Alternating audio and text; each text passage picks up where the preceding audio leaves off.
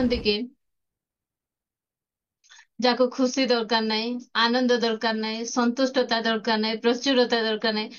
ଆମେ ଏ ଜାଗାରେ ଏମିତି କେହି ମଧ୍ୟ ବସିନାହୁଁ ଯେ ଆମେ କହିବା କି ନାଇଁ ମୋର ଜୀବନରେ ଖାଲି ଦୁଃଖ ଆକା ଥାଉ, ସୁଖ ବୋଲବାଟା ନଥାଉ, ଖୁସି ନଥାଉ, ମୁଁ ଖାଲି ମୋର ଆଖିର ଖାଲି ଲୁହ ଆକା ଝରୁଥାଉ, ମୁଁ କେବେ ମଧ୍ୟ ଖୁସିର ନଥିବି, ମୋ ଚେହେରାରେ ହସ ମଧ୍ୟ ନଥାଉ, ଏ ପ୍ରକାର ଭାବା ଲୋକ କେହି ମଧ୍ୟ ନାହୁଁ। ଆମକୁ କାହାକୁ ଜଣଙ୍କୁ ମଧ୍ୟ ଦୁଃଖ ଦରକାର ନାହିଁ। ଆମେ ସମସ୍ତଙ୍କୁ କଣ ଦରକାର? ଖୁସି ଦରକାର, ଆନନ୍ଦ ଦରକାର, ସନ୍ତୁଷ୍ଟତା ଦରକାର, ସାଟିସ୍ଫାକ୍ସନ ଦରକାର, ଏ ସବୁ ଆମ ସମସ୍ତଙ୍କୁ ଦରକାର। ମୁଁ ଆଜି ଆପଣମାନଙ୍କ ସହିତ କଥାବାର୍ତ୍ତା ହେବା ପାଇଁ ଯାଇ ଖୁସିରେ ରହିବାର ରହସ୍ୟ, ଆମେ ଖୁସିରେ କେମିତି ରହିପାରିବା ତାର କିଛି ରହସ୍ୟ, କେତେଟା ପଏଣ୍ଟ ଆପଣ ମାନଙ୍କ ମଧ୍ୟରେ ରଖିବାକୁ ଚାହେଁ। ଏ ଦୁନିଆରେ ଯେତିକି ବ୍ୟକ୍ତି ଅଛନ୍ତି ସବୁଠାରୁ ଖୁସିରେ ରହିବା ବ୍ୟକ୍ତି ହଉଛନ୍ତି ପ୍ରଭୁ ଯୀଶୁ ଖ୍ରୀଷ୍ଟ। ଆଉ ସେ କାହିଁକି ଖୁସିରେ ରହିପାରୁଥିଲେ ଜାଣନ୍ତି ନା? କାରଣ ସେ ନିଜ ଇଚ୍ଛାରେ ବଞ୍ଚୁ ନଥିଲେ, ସେ ଈଶ୍ୱରଙ୍କର ଇଚ୍ଛା ଅନୁସାରେ ସେ ବଞ୍ଚୁଥିଲେ। ଦୁନିଆର ସବୁଠାରୁ ଖୁସି ବ୍ୟକ୍ତି କିଏ? ଯେ ନିଜ ଇଚ୍ଛାରେ ନାହିଁ, मेरी मर्जी नहीं तेरी मर्जी मेरे जीवन में पूरी हो जाए। ଯେଉଁ ସମୟରେ ଆମେ କହିବା କି ପ୍ରଭୁ ମୋ ଇଚ୍ଛା ନାହିଁ, ତୁମର ଇଚ୍ଛା ମୋ ଜୀବନରେ ପୁରା ହଉ, ସେ ସମୟରେ ଆମେ ବହୁତ ଖୁସିରେ ରହିପାରିବା। ଆଜି ଅନେକ ଅଛୁ ଆମେ ନିଜ ଇଚ୍ଛାରେ ବାହା ହେଇ ଆଜି ଦୁଃଖରେ ଅଛୁ। ଆମ ନିଜ ଇଚ୍ଛାରେ କିଛି ଗୋଟେ କାମ କରି ଆଜି ଆମେ ଦୁଃଖରେ ଅଛୁ। ପରମେଶ୍ୱରଙ୍କର ଇଚ୍ଛା ନାହିଁ ଯୋଉ ଜାଗାରେ ରଖବା କଥା ସେ ଜାଗାରେ ଆମେ ରହିକିନା ଆଜି ଆମେ ଦୁଃଖରେ ଅଛୁ, କଷ୍ଟରେ ଅଛୁ। ତେଣୁ ମୁଁ କହିବାକୁ ଚାହେଁ ଯୋଉ ସମୟରେ ଆମେ ନିଜ ଇଚ୍ଛାରେ ବାହା ନ ହେଇ ଈଶ୍ୱରଙ୍କର ଇଚ୍ଛା ଅନୁସାରେ ବାହା ହେବା, ସେ ସମୟରେ ଆମେ ବହୁତ ଖୁସିରେ ରହିବା। ଯୋଉ ସମୟରେ ଆମେ ଈଶ୍ୱରଙ୍କର ଇଚ୍ଛା ଅନୁସାରେ ଆମେ ନିଜ ଘର କରିବା, ସେ ସମୟରେ ମଧ୍ୟ ଆମେ ବହୁତ ଖୁସିରେ ରହିବା। ଯୋଉ ସମୟରେ ଈଶ୍ୱରଙ୍କର ଇଚ୍ଛାରେ ଆମେ ଗାଡି କିଣିବା ବା ଜବ୍ କରିବା, ଯାହା ବି କିଛି ଆମେ କରିବା, ଯଦି ପ୍ରଭୁଙ୍କର ଇଚ୍ଛା ଅନୁସାରେ କରିବା, ଲେଖାଯାଇଛି ନା ସେ ଆଶୀର୍ବାଦ କରନ୍ତି ଆଉ ତାହାଙ୍କର ଆଶୀର୍ବାଦରେ ସେ ଦୁଃଖ ଯୋଗ କରନ୍ତି ନାହିଁ। ଆଜି ଅନେକ ମ୍ୟାରେଜ ହେଇକିନା ଦୁଃଖରେ ଅଛନ୍ତି। ସେମାନଙ୍କର ପାଖରେ ବହୁତ ଧନ ସମ୍ପତ୍ତି ସବୁ ବିଷୟ ଅଛି, ମାତ୍ର ସେମାନେ ଦୁଃଖରେ ଅଛନ୍ତି।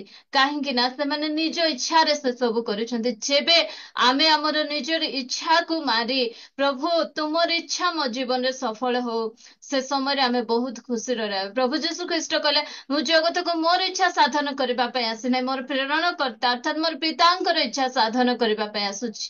ପ୍ରିୟମାନେ, ମୁଁ କହିବାକୁ ଚାହେଁ ପ୍ରତ୍ୟେକ ସମୟରେ ଆମ ଜୀବନରେ କିଛି ଆମେ ଯାହା ବି କିଛି କରୁ ପ୍ରଭୁ ତୁମର ଇଚ୍ଛା ଅନୁସାରେ କର।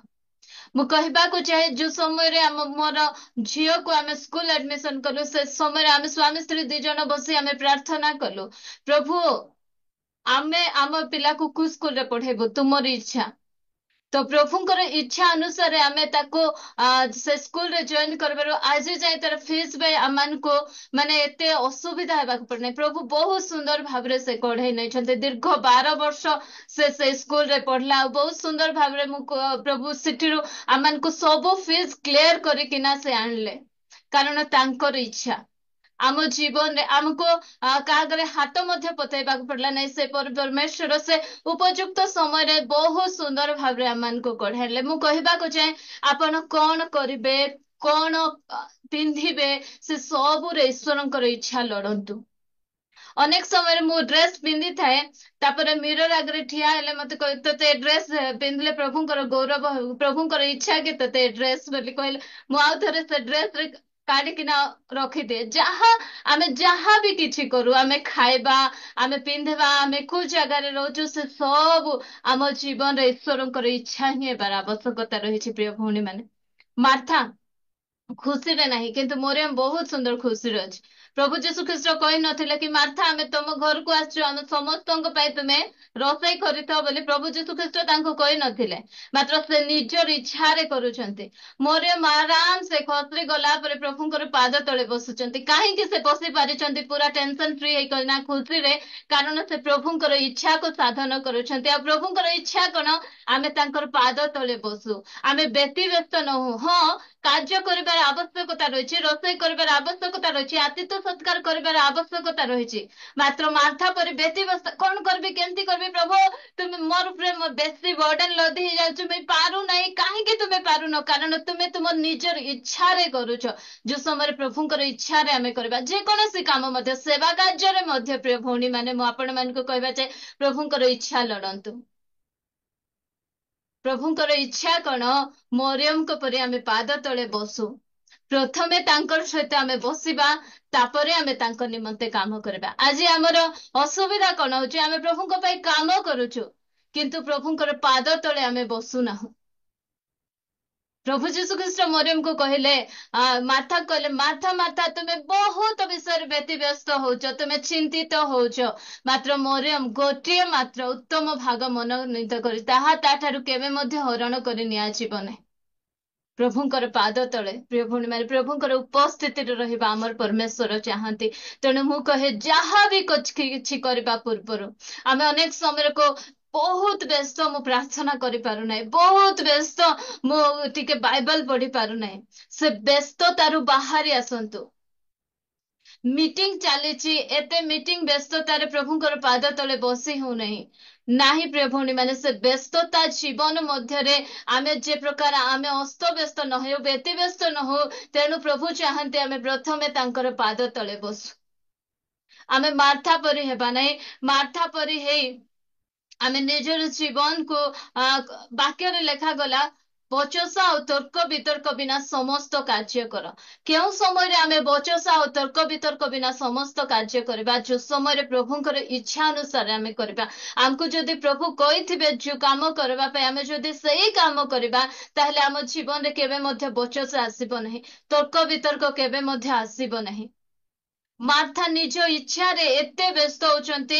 ଏ ବାପା, 13 ଜଣ, ଏବେ ଏତେ ଜଣଙ୍କ ପାଇଁ 12ଟା ଶିଷ୍ୟ, ଯୀଶୁ ଆଉ ତା ସହିତ ଆମେ 3 ଭାଇ ଭଉଣୀ ଅଛୁ। ଏତେ ଜଣଙ୍କର ରୋଷେଇ ମୁଁ କେମିତି କରିବି, କଣ କରିବି, ପାଣି ଦେବି ନା ଚା ଦେବି ନା କଫି ଦେବି, ଏତେ ବ୍ୟସ୍ତ ହେଇଯାଉଛନ୍ତି ମାର୍ଥା।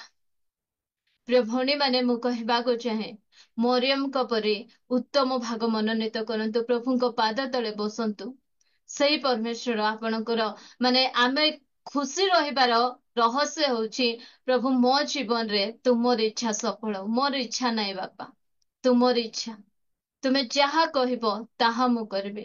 ମୋ ଜୀବନ ତୁମର ଅଟେ। ବିବାହ ପାଇଁ ମଧ୍ୟ ଯୋଉ ୟୁଥ ମାନେ ଶୁଣୁଛନ୍ତି, ମୁଁ ସେମାନଙ୍କୁ କହିବାକୁ ଚାହେଁ, ପ୍ରଭୁଙ୍କର ଇଚ୍ଛା ଲଢନ୍ତୁ। ବୟସ ହେଇଗଲାଣି, ଯାହାର ହେଲେ ଗୋଟେ ହାତ ଧରିଦେବେ। ମା କହୁଛି, ବାପା କହୁଛି, ଆତ୍ମୀୟ ସ୍ୱଜନ ମାନେ କହୁଛନ୍ତି, ସେମିତି ନାହିଁ। ଈଶ୍ୱରଙ୍କର ଇଚ୍ଛା ଲଢନ୍ତୁ। କାରଣ ବିବାହ ହଉଛି ଜୀବନର ବହୁତ ବଡ ଡିସିସନ ଅଟେ, ଆଉ ବହୁତ ଭଲ ଡିସିସନ ଅଟେ। ତେଣୁ ତାହା ଆମେ ଯୋଉ ସମୟରେ ବିବାହ ନିମନ୍ତେ ଆମେ ନିର୍ଣ୍ଣୟ ନେଉଛୁ, ସେ ସମୟରେ ପ୍ରଭୁ ତୁମର ଇଚ୍ଛା ମୋ ଜୀବନରେ ସଫଳ ହଉ। ତୁମେ ଯାହା ଚାହିଁବ ତାହା ମୋ ଜୀବନରେ କର। କିଛି ଆମେ ଭୁଲ ପଦକ୍ଷେପ ଆମେ ନେଇ ନଯାଉ। କିଛି ଜବ୍ କରିବା ପାଇଁ ଚାହୁଁଛନ୍ତି, ପାଠ ଏବେ ଏକ୍ଜାମ ଗୁଡିକ ସରି ଆସିଲାଣି, ଆହୁରି କିଛି ନୂଆ କୋର୍ସ କରିବା ପାଇଁ ଚାହୁଁଛନ୍ତି, ନୂଆ କିଛି ପଢିବାକୁ ଚାହୁଁଛନ୍ତି, ପରମେଶ୍ୱରଙ୍କର ଇଚ୍ଛା ଲଢନ୍ତୁ।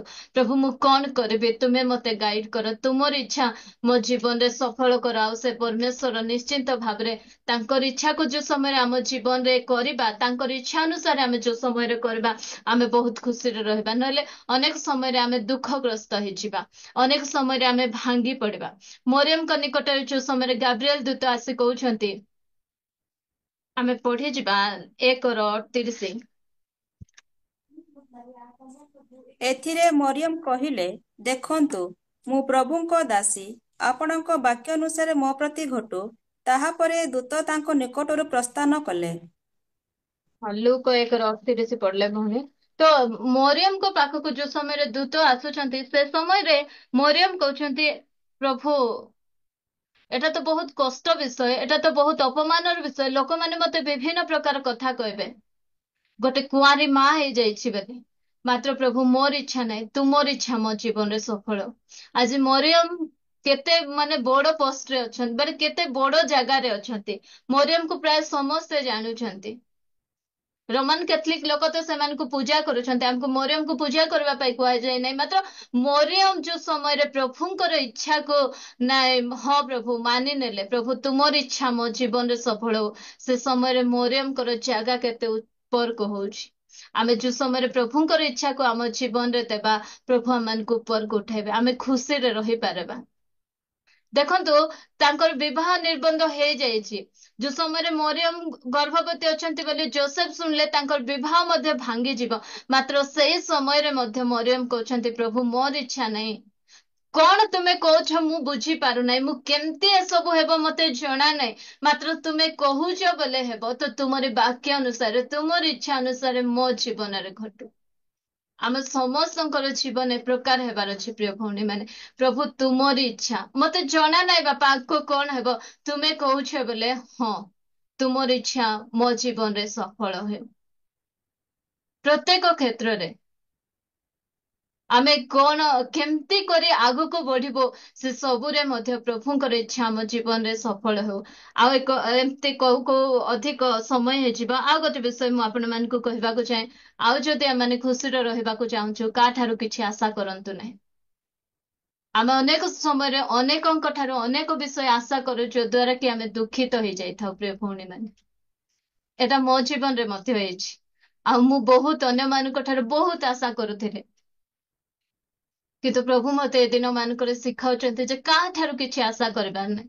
କାରଣ ଅନ୍ୟମାନେ ସେମାନେ ଜାଣି ଶୁଣି ମଧ୍ୟ ଆମମାନଙ୍କୁ ସାହାଯ୍ୟ କରି ନ ପାରନ୍ତି। ଅନେକ ସମୟରେ ଅଜାଣତରେ ମଧ୍ୟ ସେମାନଙ୍କ ଦ୍ଵାରା ମାନେ ଆଶା କରିବା ଦ୍ଵାରା ସେମାନେ ଜାଣିନଥିବେ। ଏବେ ଆମର ଦେହ ଖରାପ ବୋଲି ଅନେକ ଜାଣିନଥିବେ, ମାତ୍ର ଏ ମତେ ଦେଖି ହେଲା ନାହିଁ, ତାକୁ ମୁଁ ଦେଖି ଯାଇଥିଲି, ତାକୁ ମୁଁ ଏପୁଲ ନେଇ ଦେଇଥିଲି, ଅଙ୍ଗୁର ନେଇ ଦେଇଥିଲି, ମତେ ଦେଖି ହେଲା ନାହିଁ ବୋଲି ଅନେକ ସମୟରେ ଆମେ ସେଥିପାଇଁ ଅନେକ ସମୟରେ ଆମେ ଦୁଃଖିତ ହେଇ ବସି ଯାଇଥାଉ। କାହାଠାରୁ କିଛି ମଧ୍ୟ ଆଶା କରନ୍ତୁ ନାହିଁ। ପ୍ରଭୁ ଯୀଶୁ ଖ୍ରୀଷ୍ଟ ଜହନ 16:32 ବଢିଆ କଥା ସେ କହୁଛନ୍ତି, ପଢନ୍ତୁ ତ। ଦେଖ, ସମୟ ଆସୁଅଛି, ହଁ ଆସିଲାଣି, ଯେତେବେଳେ ତୁମ୍ଭେମାନେ ଛିନ୍ନ ଭିନ୍ନ ହୋଇ ପ୍ରତ୍ୟେକେ ଆପଣା ଆପଣା ଘରକୁ ପଳାଇଯିବ, ଆଉ ମୋତେ ଏକାକୀ ପରିତ୍ୟାଗ କରିବ। ତଥାପି ମୁଁ ଏକାକୀ ନୁହେଁ, କାରଣ ପିତା ମୋ ସାଙ୍ଗରେ ଅଛନ୍ତି। ହଁ, ମୁଇଁ ଜାଣିଛି ଏମିତି ଗୋଟେ ସମୟ ଆସୁଛ, ତୁମେ 12 ଜଣ ଯାକ ଏବେ ବହୁତ ବଡ ବଡ କଥା କହୁଛ, ଭିତର ତୁମେ ବି ବହୁତ ବଡ ବଡ କଥା କହୁଛ ନା। ଏମିତି ଗୋଟେ ସମୟ ଆସୁଛି, ତୁମେ ମଧ୍ୟ ମତେ ଛାଡିକିନା ପଳେଇବ। ଗୋଟେ ଦୁଃଖର ସମୟରେ, ଦୁଃଖ କଷ୍ଟର ସମୟରେ ତୁମେ ମଧ୍ୟ ମୋ ସହିତ ରହିବ ନାହିଁ। ଏ ପ୍ରକାର ସମୟ ଆସୁଛି, ତୁମେ ମଧ୍ୟ ମତେ ପରିତ୍ୟାଗ କରିଦେବ। ପ୍ରଭୁ ଯୀଶୁ ଖ୍ରୀଷ୍ଟ ଶିଷ୍ୟ ମାନଙ୍କ ଠାରୁ ମଧ୍ୟ କିଛି ଆଶା କରୁନଥିଲେ। ତାଙ୍କର ଅନ୍ତରଙ୍ଗ ଶିଷ୍ୟ ଯାକୁବ, ଯୋହନ, ପିତର, ଯୋଉମାନଙ୍କୁ କି ଧରି ସେ ଅନ୍ତର ହେଇକିନା ସେମାନଙ୍କ ସହିତ ପ୍ରାର୍ଥନା କରିବାକୁ ତାଙ୍କର କ୍ଲୋଜେଷ୍ଟ ଶିଷ୍ୟ ମାନଙ୍କ ଠାରୁ ମଧ୍ୟ ପ୍ରଭୁ ଯୀଶୁ ଖ୍ରୀଷ୍ଟ କିଛି ଆଶା କରୁନାହାନ୍ତି। ସେ କହୁଛନ୍ତି ସମସ୍ତେ ଏ ପ୍ରକାର ଏକ ସମୟ ଆସୁଛି, ସମସ୍ତେ ମଧ୍ୟ ଧୀରେ ଧୀରେ ଧୀରେ ଧୀରେ ସମସ୍ତେ ପରିତ୍ୟାଗ କରି ଛାଡିଯିବ। ତଥାପି ମୁଁ ଏକାକୀ ନୁହେଁ, ମୋର ପିତା ମୋ ସହିତ ଅଛନ୍ତି। ପ୍ରିୟ ଭଉଣୀ ମାନେ, ମୁଁ କହିବାକୁ ଚାହେଁ ଆମେ କାହାଠାରୁ ମଧ୍ୟ କିଛି ମଧ୍ୟ ଆଶା କରିବା ନାହିଁ, କାରଣ ଆମ ଆଶାକୁ କେହି ମଧ୍ୟ ପୂର୍ଣ୍ଣ କରିପାରିବେ ନାହିଁ। କେବଳ ଆମମାନଙ୍କର ସ୍ୱର୍ଗୀୟ ପିତା ହିଁ ଆମମାନଙ୍କୁ ପୂର୍ଣ୍ଣ କରିବେ। ନାମାନ ଯୋଉ ସମୟରେ ଯାଇଛନ୍ତି ଇଲିସାଇଙ୍କ ପାଖକୁ, ସେ ସମୟରେ ନାମାନ ଭାବିଲେ ଇଲିସାଇ ଆସିବେ, ବା ଏତେ ବଡ ଅରାମ୍ୟ ସୈନ୍ୟ ଦଳର ସୈନିକ ଆସୁଛନ୍ତି। ସେ ଭାବୁଛନ୍ତି ଇଲିସାଇ ବାହାରିବେ, ମୁଁ ଏତେ ବଡ ଲୋକ, ଏତେ ବଡ ସେନାପତି, ସେ ମତେ ଆସିବେ, ପଚାରିବେ ଚା ନେବେ ନା କଫି ନେବେ, ସୁଗାର ୱିଥାଉଟ୍ ସୁଗାର କଣ ଦେବି ମହାଶୟ କୁହନ୍ତୁ। ଏ ପ୍ରକାର ସେ ଆଶା କରିଛନ୍ତି। ମତେ ସେ ଆସିଲେ ନମସ୍କାର କରିବେ, ମତେ ତାଙ୍କର ଯୋଉ କୋଠରୀ ସେ ବସୁଛନ୍ତି ସେ କୋଠରୀକୁ ନେବେ, ମୋର ମୁଣ୍ଡ ଉପରେ ହାତ ରଖିବେ, ମୋର ପାଇଁ ପ୍ରାର୍ଥନା କରିବେ। ଏତେ ସେ ଆଶା କରି ଯାଇଛନ୍ତି। ଯୋଉ ସମୟରେ ଇଲିସାଇ ବାହାରିଲେ ମଧ୍ୟ ନାହିଁ, କହିଦେଲେ ଦାସ ମାନଙ୍କୁ ଜର୍ଦ୍ଦନ ନଦୀରେ 7 ଥର ଡୁବକି ଲଗାଇଲେ ସେ ଭଲ। କି ରାଗ ଆମର ନଦୀରେ, ସେ ନଦୀ ମାନଙ୍କର ନାଁ କହୁଛନ୍ତି। ଏତେ ବଡ ବଡ ନଦୀ ଅଛି, ଜର୍ଦ୍ଦନ ନଦୀରେ ମୁଁ ଆସି ଡୁବକି ଲଗାଇବି ଯେ ମୁଁ ସୁସ୍ଥ ହେବି, ଏତେ ରାଗିକିନା ସେ ପଳେଇ ଯାଉଛନ୍ତି। କାହିଁକି ଏତେ ରାଗ, କାହିଁକି ଏତେ ଦୁଃଖ? କାରଣ ଅନ୍ୟ ଠାରୁ ଆଶା। ଆମେ ମଧ୍ୟ ଅନେକ ସମୟରେ ଭାବୁନା, ଯେମିତି ଫାରୁସୀ ସାଧୁକୀ ମାନେ ଭାବନ୍ତି, ସେମାନଙ୍କୁ ହାଟ ବଜାରରେ ଗଲେ ସମସ୍ତେ ନମସ୍କାର ପ୍ରେଜ ଦ ଲର୍ଡ କରନ୍ତୁ, ମିଟିଂ କୁ ଗଲେ, ଭୋଜି ଭାତ ଗଲେ ଗୋଟେ ସ୍ପେଶିଆଲ ଚେୟାର ଦିଅନ୍ତୁ, ଏସବୁ ଭାବନ୍ତି। ଆମେ ଅନେକ ସମୟରେ ମଧ୍ୟ ଭାବୁନା, ଭୋଜି ଭାତକୁ ଯାଇଥିବୁ, ହଁ ଟିକେ ଗଲୁ ସିନା, ପଚାରିଲେ ବି ନାହିଁ, ଡାକିକିନା ବସେଇଲେ ବି ନାହିଁ। କାହିଁକି ଏ ଆଶା ପ୍ରିୟ ଭଉଣୀ ମାନେ? ଅନ୍ୟମାନଙ୍କ ଠାରୁ କାହିଁକି ଆଶା? ଡାକିଛନ୍ତି ଭୋଜି ଖାଇବୁ, ପଇସା ପକେଇବୁ, ଖାଇବୁ ଆଉ ପଳାଇବୁ, କିଏ ପଚାରନ୍ତୁ ନ ପଚାରନ୍ତୁ। ଆଉ ଅନେକ ସମୟରେ ଆମର ଥାଏ ନମସ୍କାର ମଧ୍ୟ ଟିକେ କଲେ ନାହିଁ, ଦେଖିକିନା କଥା ମଧ୍ୟ ହେଲେ ନାହିଁ। ଏମିତି ଅନେକ ଥାନ୍ତି ଯୋଉମାନେ କି ତାଙ୍କର ଜୀବନରେ ବିଭିନ୍ନ ପ୍ରକାର ସମସ୍ୟା ଗୁଡିକ ଚାଲିଥାଏ। ସେମାନେ ତାଙ୍କର ସମସ୍ୟାରେ ଗୁଲ ହେଇଥାନ୍ତି, ଆମକୁ ଦେଖି ଅନେକ ଜଣ ହସନ୍ତି ନାହିଁ, ପ୍ରେଜ ଦ ଲର୍ଡ କରନ୍ତି ନାହିଁ। ସେଥିପାଇଁ ଆମେ କାହିଁକି ଦୁଃଖ? मते देखि टिके हौसला मिसा नहीं, प्रेज द लॉर्ड मिसा कला नहीं। अनेक समय रे सेमाने तांकर दुनिया रे सेमाने थिबे, हुए तो आपन को देखि मध्य नथिबे कि देखि कि ना मध्य कले नहीं। आमे काहे कि अन्य ठारो आशा करी आमे दुखित होउछु। चर्च रे गले अनेक जन हाथ मिसाउ नांती, ओके प्रेज द लॉर्ड मिसाउनो। ए सब विषय आमे आशा करी काहे आमे दुखित होउछु अन्य मानकु ठारो जे नाइ मते देखले से प्रेज द लॉर्ड नानी, प्रेज द लॉर्ड भौणी बोली काहे से ए सब आशा करी मु एटा बेसी भाई मानको एते प्रॉब्लम न थाए। ए सब रे बेसी प्रॉब्लम का पाखरे थाए, भौणी मानको पाखरे ए सब प्रॉब्लम थाए। के कथा न हेले, के टिके मुंह बुलाई देले, दुईटा भौणी मिसिकिना कथा होतले हमकुला मोर विषय राका कथा होची, काहे कि ए सब विषय भौणी मानकर भितरे बेसी देखा जाए। तेणु मु बसिकी ना सप्ताह जाक जेहेतु प्रभुଙ୍କର दास नथिले मते बहुत सुंदर समय मिले, मु बहुत समय प्रार्थना करे, आंठुरे रुए, मु बहुत प्रभुଙ୍କ ठारे आनंद, कारण से नथिले आ घर को एते लोक भी आसंती नहीं, तो बहुत सुंदर समय मिले। मु प्रभु को पचारथिली, प्रभु एक्चुअली आमर भौणी मानकर समस्या कौन मत टिके कहबो कि प्रभु मु कौन कहबी। बाकी तो प्रभु बहुत सुंदर भाव कले का ठार आमे छोटे मु देखु मु समस्त को स्टडी करे था छोटिया छोटिया विषय निमंते आमर मन दुख, किए कथा हेले नहीं, कार घरे डाकी बसाइले नहीं, के चा देले नहीं, के पानी देले नहीं, ए सब रे आमे काहे दुखित होचु। आमे खुशी रे रहबा पई चाहूचु बोले का ठारू किछि मध्ये आशा करंतु नहीं प्रिय भौणी मान। नामान पाखरे भल दास मान थिले बोली से सुस्थ हेकिना गला, नले रिसा हेकिना से पळै जाइथांता, सुस्थता पाई पारि नथांता। तेणु आमे अन्य ठारू किछि मध्ये आशा करबा नहीं। फारुस मानकर पर बड़ बड़ आसन मते डाकिकिना बसांतु उठांतु, अनेक जगह आमे जाऊ, अनेक जन मते चिनी मध्ये तान देखले कथा मध्ये होंती नहीं, ओके किछि प्रॉब्लम नहीं, नो कथा हेले नहीं, आमे सेमान ठारू काहे आशा करबा। अनेक समय थाए अनेक पुओ झियो माने अन्य मानक सहित बहुत भल भाव कथबार्ता हुंते, आम सहित कथा हुंतु नहीं। आमे कौन करबार अछि, आमे सेमान ठारू काहे आमे आशा रखुछु, काहा ठारू मध्ये हमको किछि आशा रखबा कथा नहीं।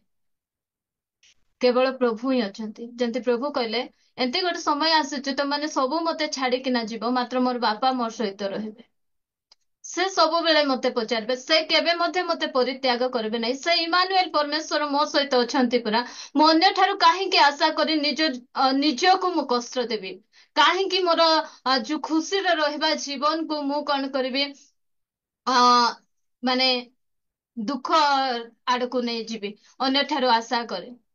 आम अन्य समय अनेक किसी साहाଯ୍ୟ करू, आमे थैंक यू आशा रे थाऊ, धन्यवाद बोली मैं से कहला नहीं देखनी तार पे एते सबू कली, आमे धन्यवाद रो आशा रखबा कथा नहीं। एते सबू कला परे मध्ये टिके कृतज्ञता नहीं तार ए सबू विषय मध्ये आमे आशा रखिबा कथा नहीं। आमर दे जहा होची आमे करबा, किंतु अन्य ठारो आमे किछि आशा रखिबा नहीं।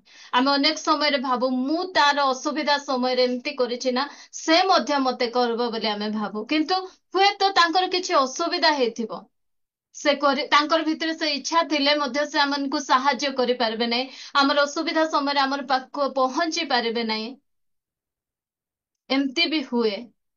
तेणु आ प्रभु मध्य अन्य मान ठारे आशा रखे नहीं बोले अनेकों आम ठारू से दूर रे करंती, अनेकों बाट गुड़िक प्रभु आम ठारे बंद करंती, कारण तू का ठारे आशा करना, अन्य ठारे आशा करबो बोले तू निराशा हे जीवो, तू दुख रे हे जीवो। आ दुनियार सबु ठारू खुशीर व्यक्ति जो माने निज इच्छा रे नहीं ईश्वरंकर इच्छा रे चलंती, जो माने का ठारू किछि आशा करंती नहीं, से माने बहुत खुशी रे रहबे। आमे मध्य से प्रकार खुशी रे रहबार अछि। आ गोटे विषय उपकार स्मरण रे रखबा नहीं, जदि के आम प्रति किछि भूल करि दैछंती ताहले से भूल को आमे मने रखबा नहीं, से भूल को आमे पासरे जिबा। फिलिपियो 3:14 रे लेखा गला, पश्चात विषय सबु मनरू दूर करी सम्मुखरे थिबा विषय गुड़िक प्रति दृष्टि रखी ख्रीष्ट जीशुଙ୍କ ଠାରେ ଈଶ୍ୱରଙ୍କ ସ୍ୱର୍ଗୀୟ ଆହ୍ୱାନର ପଣ ପାଇବା ନିମନ୍ତେ ପ୍ରାଣପଣ କରି ଲକ୍ଷ୍ୟସ୍ଥଳକୁ ଦୌଡ଼ୁଅଛି। ହୁଁ। ପଶ୍ଚାତ ବିଷୟ ଯାହା ସବୁ ହେଇଯାଇଛି ସେ ସବୁକୁ ଆମେ ମନରେ ରଖି ଆମେ ଦୁଃଖଗ୍ରସ୍ତ ହେବାନି। ଯଦି ଆମ ପ୍ରତି କିଏ କିଛି ଅନ୍ୟାୟ କରିଦେଇଛନ୍ତି, ଆମେ ଅନେକ ସମୟରେ ଦେଖନ୍ତୁ କାହାକୁ ଯଦି ଆମେ ମନେ ପକାଉ ସେ ଆମ ପ୍ରତି ଯୋଉ ଭୁଲ କରିଛି, ଆମକୁ ଯୋଉ ହର୍ଟ କରିଛି ସେଟା ଶୀଘ୍ର ମନେ ପଡିବ। ଆମ ପ୍ରତି ସେ କେତେ ଉପକାର କରିଥିବ, ସେ ଉପକାର ଗୁଡିକ ଆମର ମନରେ ନଥିବ, ମାତ୍ର ସେ କରିଥିବା ଅପକାର ଗୁଡିକ ସେ ହଜାର 100ଟା ଉପକାର ଆମର କରିଥିବ, ମାତ୍ର ଗୋଟେ ଅପକାର କଲେ ସେ 100ଟା ଅପକାର ଆମେ ଭୁଲି ଯାଇ ସେ ଉପକାରକୁ ଭୁଲି ଯାଇ ସେ ଗୋଟେ ଅପକାର ଯୋଉଟା କି ଆମକୁ ହଟ୍ ଲାଗିଥିବ ସେଟା ଆମର ମନେ ଥିବ। ପ୍ରିୟ ଭଉଣୀ ମାନେ, ମୁଁ ଆପଣ ମାନଙ୍କୁ କହିବାକୁ ଚାହେଁ, ଯଦି ଆପଣଙ୍କୁ କିଏ ହର୍ଟ କରିଛନ୍ତି, ଆପଣଙ୍କୁ କିଏ ବାଧିଲା ପରି କଥା କହିଛନ୍ତି, ବାଧିଲା ପରି ବ୍ୟବହାର କରିଛନ୍ତି, ତାହା ଭୁଲି ଯାଆନ୍ତୁ। ତାହେଲେ ଆପଣ ଖୁସିରେ ରହିପାରିବେ। ନହେଲେ ସେଟା ମନେ ରଖିଥିବେ ବୋଲେ ନା, ଆପଣ ଯେତେ ଖୁସି ଜାଗାରେ ଥିଲେ ମଧ୍ୟ ଆପଣ ଦୁଃଖରେ ଆକା ଥିବେ। ଆପଣ କୁଆଡେ ଭୁଲି ଯାଇଥିଲେ ମଧ୍ୟ ଯଦି ତାକୁ ଦେଖିଦେଲେ ଆପଣ କେତେ ଖୁସିରେ ଥିବେ ନା, ହଠାତ୍ ତାକୁ ଦେଖିଦେଲେ ସେ କଥା ମନେ ପଡିଯିବ, ଆହୁରି ଆପଣ ଦୁଃଖିତ ହେଇଯିବେ। ତେଣୁ ମୁଁ କହେ, ଆପଣଙ୍କୁ ଯିଏ ବି ହର୍ଟ କରିଛନ୍ତି, ଯିଏ ବି ଆପଣଙ୍କ ପ୍ରତି ଅପକାର କରିଛନ୍ତି, ତାହାକୁ ଆପଣ ଭୁଲି ଯାଆନ୍ତୁ। ଯଦି ଭୁଲି ଯିବେ ତାହେଲେ ଆପଣ ବହୁତ ଖୁସିରେ ରହିପାରିବେ। ନା ଆମେ ଗୀତ ଗାଉଥାଉ, ମୋ ପ୍ରତି ସେ ଏମିତି କରିଛି, ଏମିତି କରିଛି, ଏମିତି କରିଛି, ନାଇଁ, ଆମେ ସେ ଗୀତ ଗାଇବା ନାହିଁ। ଆମେ ଯଦି ଖୁସିରେ ରହିବା ପାଇଁ ଚାହୁଁଛୁ, ତାହେଲେ ଆମେ ଯୋଉମାନେ ଆମ ପ୍ରତି ଅପକାର କରୁଛନ୍ତି ସେ ଅପକାରକୁ ଆମେ ଭୁଲିଯିବା।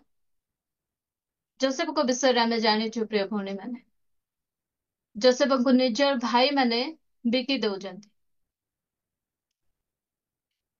ଯୋସେଫଙ୍କ ପ୍ରତି କିଏ ମଧ୍ୟ ଭଲ ବ୍ୟବହାର କରିନାହାନ୍ତି।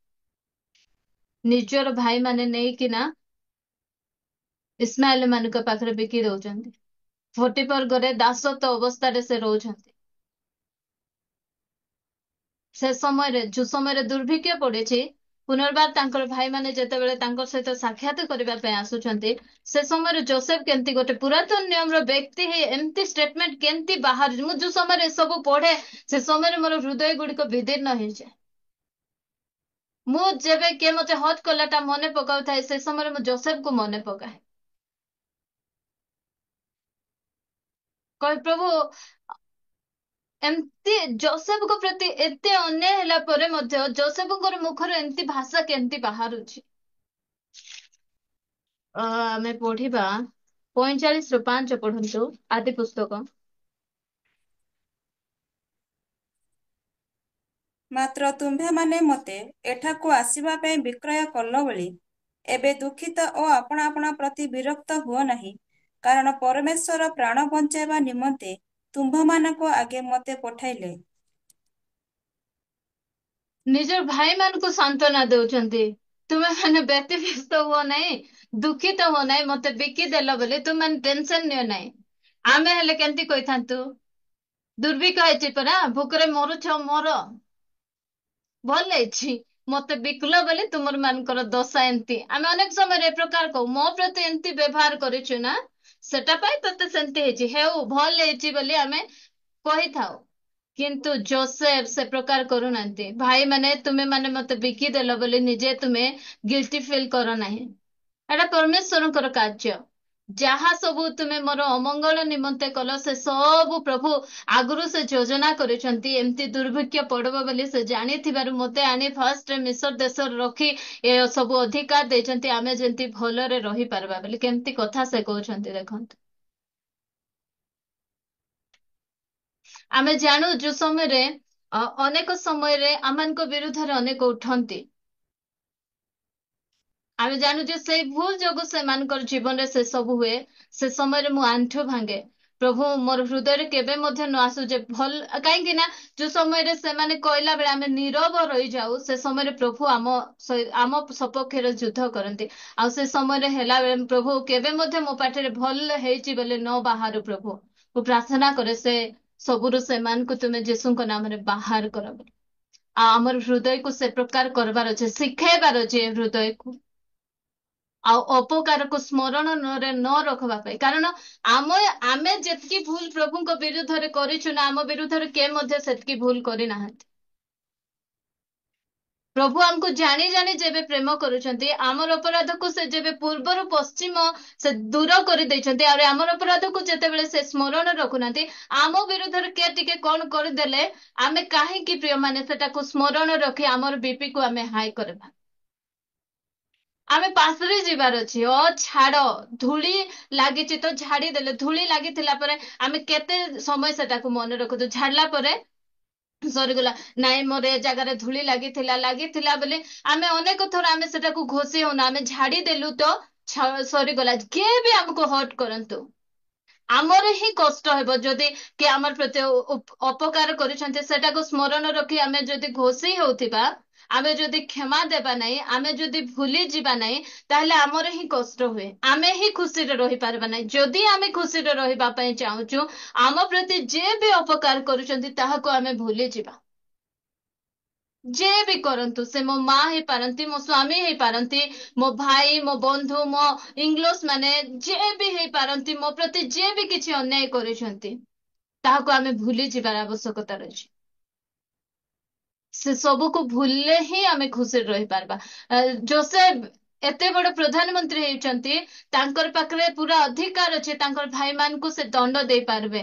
କିନ୍ତୁ ସେ କହୁଛନ୍ତି, bre ଭାଇମାନେ, ତୁମମାନେ କଣ ହୁଅ ନାହିଁ, ମତେ ବିକିଦେଲ ବୋଲି ଦୁଃଖିତ ହୁଅ ନାହିଁ, ଆପଣା ଆପଣା ପ୍ରତି ବିରକ୍ତ ହୁଅ ନାହିଁ, କାରଣ ପରମେଶ୍ୱର ପ୍ରାଣ ବଞ୍ଚେଇବା ନିମନ୍ତେ ତୁମ୍ଭମାନଙ୍କ ଆଗେ ଆଗେ ମତେ ପଠେଇଲେ। କେତେ ବଢିଆ କଥା ସେ କହୁଛନ୍ତି। ଆମେ ମଧ୍ୟ ନିଜକୁ, ଯିଏ ଆମ ପ୍ରତି କିଛି କରିଛନ୍ତି, ଆମର ହୃଦୟ ମଧ୍ୟ ଅନ୍ୟମାନଙ୍କ ପ୍ରତି ସେ ପ୍ରକାର ହେଉ। ପ୍ରିୟ ଭଉଣୀ, ଯୋସେଫଙ୍କ ପାଖରେ ପବିତ୍ର ଆତ୍ମା ନାହାନ୍ତି, ମଣ୍ଡଳୀ ନାହିଁ, ପବିତ୍ର ଆତ୍ମା ମାନଙ୍କର ଅନ୍ତରରେ ବାସ କରନ୍ତି। ସେ ପବିତ୍ର ଆତ୍ମା କହିବାକୁ, ପ୍ରଭୁ ମୁଁ ତାଙ୍କୁ ଯେ ପ୍ରକାର କ୍ଷମା ଦେଇପାରିବି, ଏଥିପାଇଁ ମତେ ତୁମେ ସାହାଯ୍ୟ କର। ଆଉ ସେ ନିଶ୍ଚିନ୍ତ ଭାବରେ ସେ ସବୁ ଅନେକ କଷ୍ଟ ଅଛି, ଏବେ ଆଖି ବନ୍ଦ କରନ୍ତୁ, ଆପଣଙ୍କର ହୃଦୟରେ ଏ ପ୍ରକାର ଅନେକ ବିଷୟ ଗୁଡିକ ଫୁଡି ହେଉଥିବ ଯେ ମୋର ପାଇଁ ସେ ସେମିତି କରିଥିଲା, ମତେ ସେ ସେମିତି ବ୍ୟବହାର କରିଥିଲା। ଆମକୁ ମନେ ପଡେ। ଆଉ ଯୋଉ ସମୟରେ କି ଆମେ ବହୁତ ହୃଦୟ ମଧ୍ୟରେ ବହୁତ କଷ୍ଟ ପାଉ, ଯୋଉ ସମୟରେ ସେ ସବୁ ଗୁଡିକ ମନେ ପକାଉ। ତେଣୁ ମୁଁ କହିବାକୁ ଚାହେଁ, ସେଥିରୁ ଆମେ ବାହାରିବା ଆଉ ପ୍ରଭୁଙ୍କୁ କହିବା, ପ୍ରଭୁ ଏ ଯୋଉ ଅପକାର ଗୁଡିକ ମୋ ବିରୁଦ୍ଧରେ କରାଯାଇଛି, ଏଟାକୁ ମୁଁ ଭୁଲିବା ପାଇଁ ଚାହେଁ। କି ଆମ ପ୍ରତି କିଛି ଉପକାର କରିଛନ୍ତି ତାହା ମନେ ରଖନ୍ତୁ, ଯଦ୍ୱାରା କି ଆମକୁ ତାଙ୍କୁ ପ୍ରେମ କରିବା ପାଇଁ ବହୁତ ସହଜ ହବ। ମାତ୍ର ଯୋଉମାନେ ଆମକୁ ହର୍ଟ କରିଛନ୍ତି, ସେ ସବୁକୁ ଭୁଲି ଆମେ ସେମାନଙ୍କୁ କ୍ଷମା ଦେବାର ଆବଶ୍ୟକତା ରହିଛି। ପ୍ରିୟ ଭଉଣୀ ମାନେ, ଆଉ ଗୋଟେ ବିଷୟ, ସବୁ ଅବସ୍ଥାରେ ଆମମାନଙ୍କୁ ସନ୍ତୁଷ୍ଟ ରହିବାକୁ ଶିଖିବାର ଅଛି। ଅସନ୍ତୁଷ୍ଟ ଯୋଉ ସମୟରେ ହେବୁ, ସେ ସମୟରେ ଆମେ ବହୁତ ଦୁଃଖ କଷ୍ଟ ହେବ। ଫିଲିପିଓ 4:12 ପାଉଲ କହୁଛନ୍ତି, ମୁଁ ସବୁ ଅବସ୍ଥାରେ ସନ୍ତୁଷ୍ଟ ରହିବାକୁ ମୁଁ ସୁଶିକ୍ଷିତ କରିଛି। ପଢିବା ସେଟା। ଦୀନତା ଭୋଗ କରି ଜାଣେ ଓ ପ୍ରଚୁରତା ମଧ୍ୟ ଭୋଗ କରି ଜାଣେ। ସର୍ବବିଧ ଅବସ୍ଥାରେ ଓ ସର୍ବ ବିଷୟରେ ପରିତୃପ୍ତ ହେବାରେ ବା କ୍ଷୁଧିତ ରହିବାରେ, ପ୍ରଚୁରତା ଭୋଗ କରିବାରେ କିମ୍ବା ଅଭାବଗ୍ରସ୍ତ ହେବାରେ ମୁଁ ସୁଶିକ୍ଷିତ ହୋଇଅଛି। ହୁଁ, ସ୍ଥାନରେ ଲେଖା ଯାଇଛି, ପାଉଲ କହୁଛନ୍ତି କି ମୁଁ ଚାରୁ ପାଣି ମଧ୍ୟ ଖାଇ ଜାଣିଛି, ବିରିୟାନୀ ମଧ୍ୟ ଖାଇ ଜାଣିଛି। ମତେ ବିରିୟାନୀ ଖାଇବା ସମୟରେ ଯେତିକି ସାଟିସ୍ଫାକ୍ସନ ଲାଗେ, ଚାରୁ ଖାଇଲେ ମଧ୍ୟ ମତେ ସେତିକି ସାଟିସ୍ଫାକ୍ସନ ଲାଗେ। ସେମିତି ହେବାର ଅଛି। ପ୍ରିୟ ଭଉଣୀ ମାନେ, ଆଜି ଅଛି, ଭୋଗ କରନ୍ତୁ। କହିବାକୁ ଚାହେଁ, ପାଟ ଶାଢୀରେ ମଧ୍ୟ ଆମେ ଯେତିକି ଆନନ୍ଦ ଅନୁଭବ କରୁ, ଦିନ ଯଦି ଆସୁଛି ସୂତା ଶାଢୀ ମିଳୁଛି, ସେତିକି ଆମେ ଆନନ୍ଦ କରିବାର ଆବଶ୍ୟକତା ରହିଛି। ଦୀନତା ମଧ୍ୟ ଭୋଗ କରି ଜାଣୁଥିବାର ଅଛି, ପ୍ରଚୁରତା ମଧ୍ୟ ଭୋଗ କରି ଜାଣୁଥିବା। ସବୁ ଅବସ୍ଥାରେ ଆମକୁ ସନ୍ତୁଷ୍ଟ ରହିବାକୁ ଶିଖିବାର ଆବଶ୍ୟକତା ରହିଛି। ଆମର ଘରେ, ଆମର ପର୍ସରେ ଟଙ୍କା ଭର୍ତ୍ତି ଥିବା ସମୟରେ ଆମେ ଯେତିକି ଆନନ୍ଦରେ ରହୁଛୁ, ଟଙ୍କା ନଥିବା ସମୟରେ ମଧ୍ୟ ସେତିକି ଆନନ୍ଦରେ ରହିବାକୁ ଶିଖିବାର ଆବଶ୍ୟକତା ରହିଛି। ମୁଁ କହିଛି, ଆଜି ମଧ୍ୟ କହୁଛି, ଆମେ ସେବା କାର୍ଯ୍ୟରେ ସେ ସମୟରେ ଆସିଲୁ, ମୋ ସ୍ୱାମୀ ବହୁତ ଟଙ୍କା ସେ ଉପାର୍ଜନ କରୁଥିଲେ। ମାତ୍ର ସେବା କାର୍ଯ୍ୟରେ ଆଇବା ପରେ ତାର ମାନେ ଆଉ କହିବାକୁ ଚାହେଁ, ତାର ଅଧାରୁ ଅଧା ମଧ୍ୟ ଆମମାନଙ୍କୁ ଅନେକ ସମୟରେ ମିଳିବାଟା କଷ୍ଟ ହେଲା। କିନ୍ତୁ ପ୍ରଭୁ ଆମମାନଙ୍କୁ ଶିଖେଇଲେ, ଯେମିତି ପାଉଲ କହୁଛନ୍ତି, ମୁଁ ସୁଶିକ୍ଷିତ ହେଇଛି, ସବୁ ଅବସ୍ଥାରେ ମୁଁ ସନ୍ତୁଷ୍ଟ ରହିବା ପାଇଁ ମୁଁ ସୁଶିକ୍ଷିତ ହେଇଛି। ପ୍ରଭୁ ଆମକୁ ମଧ୍ୟ ସେ ପରିସ୍ଥିତି ଗୁଡିକ ଦେଇ ଆମମାନଙ୍କୁ ଶିଖେଇଲେ। ତ ଆଜି ଥିଲେ କି ନଥିଲେ କିଛି କିଛି ଫରକ ପଡୁନାହିଁ, କାରଣ ସେ ଅଛନ୍ତି। ସବୁ ଅବସ୍ଥାରେ ସେ ସନ୍ତୁଷ୍ଟ କରି ନେଇ ଚଲାଇ ଜାଣିଛନ୍ତି। ଗ୍ରୋସରୀ ସରି ଯାଉଛି, କିଛି ଟେନସନ ନାହିଁ, ସବୁ ଅବସ୍ଥାରେ ସେ ସନ୍ତୁଷ୍ଟ କରି ରଖବାଟା ଶିଖେଇଛନ୍ତି ପ୍ରିୟ ଭଉଣୀମାନେ। ଆମେ ଶିଖିବାର ଆବଶ୍ୟକତା ରହିଛି। ଆମେ ଯୋଉ ସମୟରେ ସବୁ ପ୍ରତ୍ୟେକ ପରିସ୍ଥିତିରେ ଆମେ ସନ୍ତୁଷ୍ଟ ରହିବା ଶିଖିବା, ତାହେଲେ ଆମେ ବହୁତ ଖୁସିରେ ରହିପାରିବା। ଯଦି ଅସନ୍ତୁଷ୍ଟ ଅତୃପ୍ତ ଆତ୍ମା ମାନଙ୍କ ପରି ହବ, ଯେତିକି ହେଲେ ମଧ୍ୟ ନାଇଁ ମତେ ଖାଲି ଦିଅ ଦିଅ ଦିଅ ଏ ପ୍ରକାର ମନୋଭାବ ଆଇଲା, ତାହେଲେ ଆମେ କେବେ ମଧ୍ୟ ଖୁସିରେ ରହିପାରିବା ନାହିଁ। ଅଳ୍ପରେ ଆମେ ସନ୍ତୁଷ୍ଟ ରହିବାକୁ ଶିଖିବାର ଅଛି। ପ୍ରଭୁ ଯେତିକି ଦଉଛନ୍ତି ସେତିକିରେ ଆମମାନଙ୍କୁ ସନ୍ତୁଷ୍ଟ ରହିବାକୁ ଶିଖିବାର ଅଛି। ଆମେ ଯଦି ଅସନ୍ତୁଷ୍ଟ ହେଇଯିବା, ତାହେଲେ ଆମେ ତ ଖୁସିରେ ରହିବା ନାହିଁ, ଆମର ସହିତ ଯିଏ ରହୁଛନ୍ତି ତାଙ୍କୁ ମଧ୍ୟ ଆମେ ଖୁସିରେ ରହିବା ପାଇଁ ଦେବା। ଦିନ ଥିଲା ଆମର ପାଖରେ ଥିଲା ତ ଆମେ ବହୁତ ସୁନ୍ଦର ଭାବରେ ଏନ୍ଜୟ କରୁଥିଲୁ, ଆମେ ଖାଉଥିଲୁ। ହୁଏତ ଏମିତି ବି ଥାଉ ଆମମାନଙ୍କ ମଧ୍ୟରେ ମାସକୁ ଥରେ ଆମମାନଙ୍କୁ ବାହାରେ ଯାଇକିନା ଖାଇବାର ଅଭ୍ୟାସ ଥିବ, ଏବେ ହେଉନାହିଁ। ସପ୍ତାହକୁ ଆମେ ଏମିତି ଗୋଟେ ସମୟ ଥିଲା, ସପ୍ତାହରେ ଆମକୁ 3 ଦିନ ନନଭେଜ ନହେଲେ ଆମକୁ ଭଲ ଲାଗୁନଥିଲା। ଏବେ ନାହିଁ, ନନଭେଜ ହେଉନାହିଁ। ସେ ନନଭେଜ ନଥିଲେ ମଧ୍ୟ ସେ ନନଭେଜ କୁ ମନେ ପକାଇ ପକାଇ ଦୁଃଖିତ ହେବାର ନାହିଁ। ଯେମିତି ଆମମାନଙ୍କର ମିଶ୍ରୀୟ ମାନେ ଇସ୍ରାଏଲ ମାନେ କହୁଥିଲେ ଆମେ ମିଶରରେ ଏଟା ଖାଉଥିଲୁ ସେଟା ଖାଉଥିଲୁ ବୋଲି କହୁଥିଲେ। ଆମେ ସେ ସବୁକୁ ମନେ ପକାଇ ଏବେ ଯୋଉ ଅବସ୍ଥାରେ ପ୍ରଭୁ ରଖିଛନ୍ତି ସେଥିପାଇଁ ଆମେ ଅସନ୍ତୁଷ୍ଟତା ହେବାର ନାହିଁ। ଆଜି ଯାହା ମିଳୁଛି ସେଥିରେ ଆମେ ସନ୍ତୁଷ୍ଟ ହେବାର ଆବଶ୍ୟକତା ରହିଛି। ଆମର ଜୀବନ ଗୋଟେ ସାଟିସ୍ଫାକ୍ସନ ର ଜୀବନ ହେବାର, ଯାହାବି ମତେ ଜେନା ଅଙ୍କଲକୁ ଯେବେ ବି ଖାଇବାକୁ ଦିଏ ମତେ ବହୁତ ଖୁସି ଲାଗେ। ସେ ପୁରା ପରିତୃପ୍ତ ହେଇ ଏନ୍ଜୟ କରି ଖାଆନ୍ତି। ଇଭେନ ତାଙ୍କୁ ଚାରୁ ଦିଅ, ମଟନ ଦିଅ, ଏବେ ତ ସେ ମଟନ ଖାଉନାହାନ୍ତି, ନନଭେଜ ଦିଅ, ଯାହା ବି ଦିଅ, ସେ ଏତେ ପରିତୃପ୍ତ ହେଇ ଖାଆନ୍ତି। ବାରେ ସତରେ ଏକା ଖାଉଛନ୍ତି ନା ଆମକୁ ଖୁସି କରିବା ପାଇଁ ଖାଉଛନ୍ତି ବୋଲେ ଆହୁରି ତାଙ୍କୁ ଦେବାକୁ ମଧ୍ୟ ବହୁତ ଖୁସି ଲାଗେ। ପ୍ରିୟ ଭଉଣୀ ମାନେ, ଆମ ଜୀବନ ମଧ୍ୟ ସେ ପ୍ରକାର ହେବାର ଆବଶ୍ୟକତା ରହିଛି। ଆମେ ଯାହା ବି କରୁ, ଯେ ପ୍ରକାର ପରିସ୍ଥିତିରେ ମଧ୍ୟ, ଦୀନତାରେ ଥାଉ ପ୍ରଚୁରତାରେ ଥାଉ, ପ୍ରତ୍ୟେକ ପରିସ୍ଥିତିରେ ଆମେ ପ୍ରଭୁଙ୍କର ଗୌରବ ମହିମା କରୁ କରୁ ସନ୍ତୁଷ୍ଟ ଜୀବନ କାଟିବା। ଯେମିତି ଅବସ୍ଥାରେ ମଧ୍ୟ ମୁଁ କହିବାକୁ ଚାହେଁ, ଆମର ଅସନ୍ତୁଷ୍ଟତା ଅନେକ ସମୟରେ ଆମ ସ୍ଵାମୀ ମାନଙ୍କ ବିଭିନ୍ନ ପ୍ରକାର ବିଷୟରେ ବ୍ୟତିବ୍ୟସ୍ତ କରେ ପ୍ରିୟ ଭଉଣୀ ମାନେ। ତେଣୁ ମୁଁ ଆପଣ ମାନଙ୍କୁ କହେ, ଯାହା ସ୍ଵାମୀ ଆଣୁଛନ୍ତି ସେତିକିରେ ସନ୍ତୁଷ୍ଟ ରହିବା ଶିଖନ୍ତୁ। ନାଇଁ ମତେ ଅଧିକ ଦରକାର, ମତେ ଅଧିକ ଦିଅ, ଏ ପ୍ରକାର ଆମେ କହି ତାଙ୍କ ସହିତ ଆମେ ଝଗଡା ନ ଲାଗୁ, ଯୋ ଦ୍ଵାରା କି ପରିବାରରେ ଅଶାନ୍ତି ହୁଏ। ଆଉ ଆମ ମାନଙ୍କର ଆମେ ମାନେ ମଧ୍ୟ ଅନେକ ସମୟରେ ଆମେ ଦୁଃଖଗ୍ରସ୍ତ ହେଇଥାଉ। ତେଣୁ ଖୁସିରେ ରହିବାର ଅଛି। ମୁଁ କହିଲି ଈଶ୍ୱରଙ୍କର ଇଚ୍ଛା ଅନୁସାରେ କାହାଠାରୁ କିଛି ଆଶା କରିବା ନାହିଁ। ଯେଉଁମାନେ ଆମ ପ୍ରତି କିଛି ଅପକାର କରିଛନ୍ତି ତାହାକୁ ଆମେ ଭୁଲିଯିବା, ଆଉ ସନ୍ତୁଷ୍ଟତାରେ ରହିବା। ଆଉ ଗୋଟେ ଶେଷ କଥା ଆପଣ ମାନଙ୍କର ସହିତ ମୁଁ ରଖିବାକୁ ଚାହେଁ, ଅନ୍ୟର ଜୀବନରେ କଣ ଘଟୁଛି ତାହା ଜାଣିବାକୁ ଚେଷ୍ଟା କରନ୍ତୁନି। ତାଙ୍କର ଘରେ କଣ ହେଲା ସେଟା ଆମର ମୁଣ୍ଡ ବଥା ନଥିବାର ଅଛି।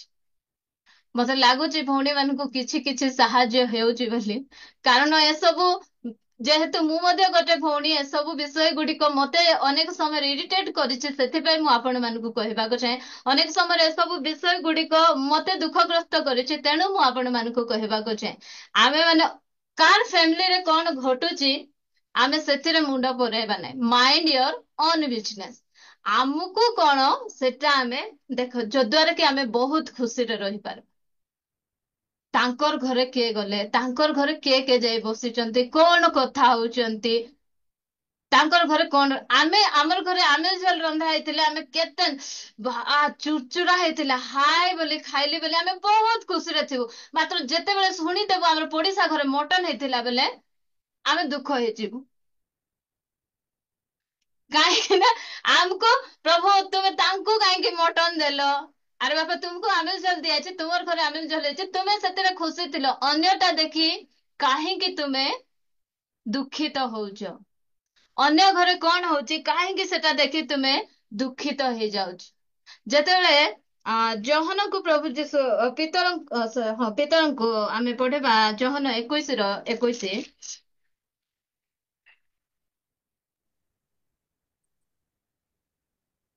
ପିତର ତାଙ୍କୁ ଦେଖି ଯୀଶୁଙ୍କୁ ପଚାରିଲେ, ପ୍ରଭୁ, ଏହାର ବିଷୟରେ କଣ? 20ରୁ ପଢନ୍ତୁ ଟିକେ। ଯୀଶୁ ଯେଉଁ ଶିଷ୍ୟଙ୍କୁ ପ୍ରେମ କରୁଥିଲେ ଓ ଯେ ମଧ୍ୟ ରାତ୍ରିଭୋଜ ସମୟରେ ତାହାଙ୍କ ବକ୍ଷସ୍ଥଳରେ ଆଉଜି ପଡ଼ି ପ୍ରଭୁ ଆପଣଙ୍କୁ କିଏ ଶତ୍ରୁ ହସ୍ତରେ ସମର୍ପଣ କରିବ ବୋଲି ପଚାରିଥିଲେ, ସେହି ଶିଷ୍ୟଙ୍କୁ ପିତର ବୁଲି ପଡ଼ି ପଛରେ ଆସୁଥିବା ଦେଖିଲେ। ପିତର ତାଙ୍କୁ ଦେଖି ଯୀଶୁଙ୍କୁ ପଚାରିଲେ, ପ୍ରଭୁ, ଏହାର ବିଷୟରେ କ'ଣ? 22। ଯୀଶୁ ତାଙ୍କୁ କହିଲେ, ମୋହର ଆଗମନ ପର୍ଯ୍ୟନ୍ତ ସେ ରହୁ ବୋଲି ଯଦି ମୁଁ ଇଚ୍ଛା କରେ, ତାହାହେଲେ ସେଥିରେ ତୁମ୍ଭର କ'ଣ ଅଛି? ତୁମ୍ଭେ ମୋହର ଅନୁଗାମୀ ହୁଅ। ପ୍ରଭୁ କହୁଛନ୍ତି, ଦେଖରେ ବାବୁ ପିତର, ମୁଇଁ ଯଦି ଚାହିଁବି ସେ ମୁଇଁ ଆଇବା ଯାଏ ବଞ୍ଚିଥାଉ ବେଲେ ବଞ୍ଚିଥିବ। ତତେ କାହିଁକି ସେ ସବୁ ମୁଣ୍ଡ ବଥା? ତତେ ମୁଇଁ କହୁଛି ମୋର ପଛରେ ଚାଲେ ବେଲେ ତୁ ମୋ ପଛରେ ଚାଲେ। ପ୍ରିୟ ଭଉଣୀ ମାନେ, ଅନେକ ସମୟରେ ଆମେ ଅନ୍ୟ ଜୀବନକୁ ଆମେ ବେଶୀ ତାକ ଝାକ କରିଥାଉ। ତାଙ୍କର ଜୀବନରେ କ'ଣ ହେଲା, ଆମେ ଅନେକ ସମୟରେ ବି ଦେଖୁ, ନୂଆ ବର୍ଷ କି ଆମମାନଙ୍କର ଖ୍ରୀଷ୍ଟମାସ ସମୟରେ ଆମେ ଭଲ ଡ୍ରେସ ପିନ୍ଧିକିନା ଯାଇଥିବୁ, ଆମକୁ ବହୁତ ପସନ୍ଦ ଲାଗୁଥିବ ସେ ଡ୍ରେସ। ମାତ୍ର ଚର୍ଚ୍ଚ କୁ ଗଲୁ, ଆମର ଠାରୁ ଆହୁରି କିଏ ଗୋଟେ ଟିକେ ଅଧିକ ଭଲଟା ପିନ୍ଧି ଦେଇଥିଲେ, ଆମର ମୁହଁ ଶୁଖି ଯାଉଛି। କାହିଁକି? କାହିଁକି ନା ଆମେ ଅନ୍ୟକୁ ଆମେ ଦେଖୁଛୁ, ଯଦ୍ୱାରା କି ମା ତାର ଶାଢୀ କେତେ ବଢିଆ ଅଛି, ତାକୁ କେତେ ବଢିଆ ମାନୁଛି। ଆମେ ଦର୍ପଣ ଦେଖି କେତେ ସୁନ୍ଦର ରେଡି ହେଇକିନା ଆମେ ବହୁତ ଖୁସିରେ ଘରୁ ବାହାରି ଥାଉ। ମାତ୍ର ଅନ୍ୟକୁ ଦେଖିଦେଲେ ଆମର ଘର ଆମକୁ ବହୁତ ଭଲ ଲାଗୁଛି। ଆଉ କିଏ ଟିକେ ବଡ ଘର ବାନ୍ଧିଦେଲେ ତାଙ୍କର ଘରକୁ ଦେଖି ଦେଇକିନା ଆମର ମୁହଁକୁ ଆମେ ପ୍ରଭୁ ତୁମେ ତାଙ୍କୁ ଦେଲ, ଆମକୁ କାହିଁକି ଦେଲ ନାହିଁ? ତାଙ୍କର ଜୀବନରେ ଯାହା ପ୍ରଭୁ ଘଟାଉଛନ୍ତି ଘଟୁ, କିନ୍ତୁ ଆମେ ଆମ ଜୀବନକୁ ଦେଖି ରହିବାର ଆବଶ୍ୟକତା ରହିଛି। ପିତରଙ୍କୁ ମଧ୍ୟ ପ୍ରଭୁ କହୁଛନ୍ତି, ପିତର ତୁମେ ମୋର ଅନୁଗମନ କର। ପ୍ରଭୁ ତୁମେ ତ ମତେ କହିଲ ତୁମେ ମୋର ପଛରେ ଆସ ବୋଲି, ହେଲେ ଜୋହନଙ୍କୁ ତୁମେ କ'ଣ କହିବ କୁହ ତ? ଜୋହନକୁ ଯୋଉଟା କହିଲେ କହିବି ରେ ବାବୁ, ତତେ କାହିଁକି ମୁଣ୍ଡ ବତା? ମୁଁ ତତେ ଯାହା କହିଲି ତୁ ତାହା କରେ। ପ୍ରିୟ ଭଉଣୀ ମାନେ, ଅନ୍ୟ ଜୀବନରେ କ'ଣ ଘଟୁଛି ଆମକୁ, ତାଙ୍କର ଝିଅ କ'ଣ ହେଲା, ତାଙ୍କର ପୁଅ କ'ଣ ହେଲା, ତାଙ୍କର ଘରେ କ'ଣ ହେଲା, ସେ ସବୁ ଦେଖି ଆମର ମାଇଣ୍ଡକୁ ଆମେ ଡିଷ୍ଟର୍ବ କରିବା ନାହିଁ, ଆମେ ଦୁଃଖିତ ହେବା ନାହିଁ। ପ୍ରିୟ ଭଉଣୀ ମାନେ, ମୁଁ ଗୋଟେ ବିଷୟ କାହାକୁ ମଧ୍ୟ ମୁଁ ଆକ୍ଷେପ କରି କହୁନାହିଁ, ମୁଁ ଆପଣମାନଙ୍କୁ ସାହାଯ୍ୟ କରିବାକୁ ଚାହେଁ। ଆପଣମାନେ ଯଦି ଖୁସିରେ ରହିବା ପାଇଁ ଚାହୁଁଛନ୍ତି, ତାହେଲେ ଆଜି ମୁଁ ଯାହା ଯାହା କହିଲି ତାହା ଆପଣମାନଙ୍କର ଜୀବନରେ ପ୍ରାକ୍ଟିସ କରନ୍ତୁ, ଦେଖିବେ ଆପଣମାନେ ଖୁସିରେ ରହିବେ। ଆମେ ଝିଅ ପିଲାମାନେ ଅଧିକାଂଶ କ'ଣ, ତାର ଘରେ କ'ଣ ହେଲା, ତାର ଘରେ କ'ଣ ହେଲା, ଏସବୁ ବିଷୟ ଗୁଡିକ ଆମେ ମାନେ କରି, ଆମର ଘରେ କିଛି ପ୍ରୋବ୍ଲେମ ନଥିବ, କିନ୍ତୁ ଆମେ ଅନ୍ୟମାନଙ୍କର ଘରର ସମସ୍ୟାକୁ ଆମର ସମସ୍ୟା କରି ଆମେ ଅନେକ ସମୟରେ ଆମର ବିପି କୁ ଆମେ ହାଇ କରିଥାଉ, ଆମେ ଦୁଃଖଗ୍ରସ୍ତ ହେଇଯାଇଥାଉ। କିନ୍ତୁ ଯଦି ଖୁସିରେ ରହିବା ପାଇଁ ଚାହୁଁଛନ୍ତି, ଅନ୍ୟର କୌଣସି ପ୍ରକାର ବିଷୟରେ ନିଜର ମୁଣ୍ଡକୁ ପୁରାନ୍ତୁ ନାହିଁ। କାର ଘରେ ଗଣ୍ଡଗୋଳ ଲାଗିଲେ, କାର ଘରେ କ'ଣ ହେଲା, କାର ଘରେ କିଏ ଆଇଲେ, କାର ପିଲା କାହା ସହିତ ଗଲା, କାର ଝିଅ କାହା ସହିତ, ଏସବୁ ବିଷୟରେ ଇରିଟେଟ ହୁଅନ୍ତୁ ନାହିଁ, ମୁଣ୍ଡରେ ପୁରାଇ ନିଜକୁ ଅଶାନ୍ତି କରନ୍ତୁ ନାହିଁ। କାରଣ ପ୍ରଭୁ ଆମମାନଙ୍କୁ ଆମର ନିଜର ବିଷୟରେ ଚିନ୍ତା କରିବାକୁ କହୁଛନ୍ତି। ଯେମିତି ପିତରକୁ କହୁଛନ୍ତି, ବାପା ତୋର ବିଷୟରେ ତୁଇ ଭାବେ, ଜହନଙ୍କର ବିଷୟରେ ସେଟା ଜହନ ଆଉ ମୋର ଲେନଦେନ। ତେଣୁ ଆମେ ଆମ ନିଜ ବିଷୟରେ ଆମେ ଚିନ୍ତା କରୁ। ପ୍ରିୟ ଭଉଣୀ ମାନେ, ନିଜକୁ ଆମେ କି ପ୍ରକାର ଖୁସି ରଖିପାରିବା, ଯେତେବେଳେ ଆମେ ଈଶ୍ୱରଙ୍କର ଇଚ୍ଛା ଅନୁସାରେ ଚାଲିବା, ଆମେ ଯେତେବେଳେ ଅନ୍ୟ ଠାରୁ କିଛି ଆଶା କରିବା ନାହିଁ, ଯେତେବେଳେ ଆମେ ଅନ୍ୟର ଅପକାରକୁ ଆମେ ସ୍ମରଣରେ ରଖିବା ନାହିଁ, ସେ ସମୟରେ ଆମେ ଖୁସିରେ ରହିପାରିବା। ଆମେ ସବୁ ଅବସ୍ଥାରେ ଯୋଉ ସମୟରେ ସନ୍ତୁଷ୍ଟ ରହିବାକୁ ଶିଖିବା, ଅନ୍ୟର ବିଷୟରେ ଆମେ ଯେତେବେଳେ ଆମେ ମନ ଦେବା ନାହିଁ, ନିଜ ବିଷୟରେ ଆମେ ନିଜେ ମନ ଦେବା, ତାହେଲେ ଆମେ ବହୁତ ଖୁସିରେ ରହିପାରିବା।